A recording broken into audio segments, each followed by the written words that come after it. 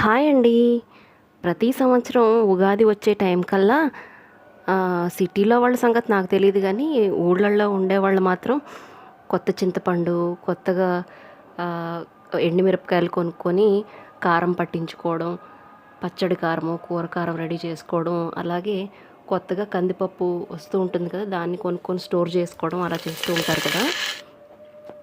మా మమ్మీ వాళ్ళ ఇంట్లో గూడా అలాగే చేస్తారనమాట.